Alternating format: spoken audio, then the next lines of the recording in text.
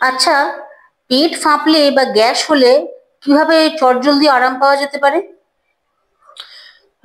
যাদের গ্যাসের সমস্যায় বা পেট ফাঁপায় অনেক দিন ধরে ভুগছেন বা যাদের পেট ফাঁপে বা গ্যাস হয়, তাদের ক্ষেত্রে একটা সহজ উপায়, সেটা হচ্ছে যে হাতে 1 চামচ জোয়ান নেবেন, আজওয়াইন যেটাকে বলা হয়।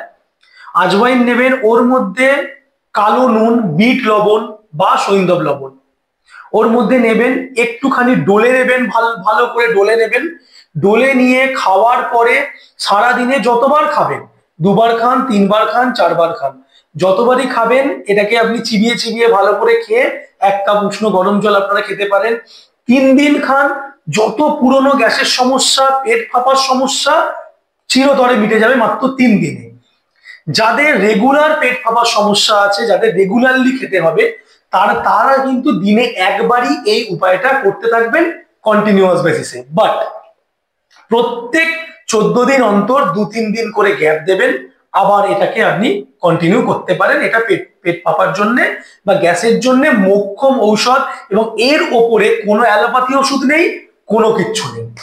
আচ্ছা, বাচ্চারাও তো অনেক সময় এই সমস্যায় ভোগে, ওরা তো বলতেও পারে না যে পেট ফেঁপে গেছে বা কষ্ট হচ্ছে, তা ওরা কি করবে? বাচ্চারা পেট ফেঁপে গেলে, এটা আপনি খুব ইম্পর্টেন্ট একটা কোয়েশ্চেন করেছেন, বিকজ বাচ্চাদের পেট ফাঁপা নিয়ে কেউ ভাবে না, বাচ্চাদের পেটের যন্ত্রণা নিয়ে কেউ ভাবে না, গ্যাসের জন্য তাদের অনেক সময় শ্বাসকষ্টও হয়, তো সেটাকে নিয়েও কখনো ভাবে না। এটা যে আপনি ভেবেছেন, এটার জন্য থ্যাংক ইউ।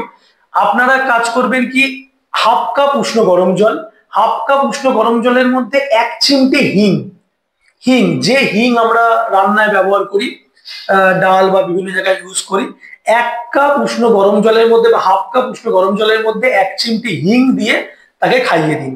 ইনস্ট্যান্ট আপনি দেখবেন তার গ্যাস, অম্বল, তার পেটের কষ্ট, পেটের ব্যথা ইনস্ট্যান্ট সে রিলিফ পেয়ে যাবে।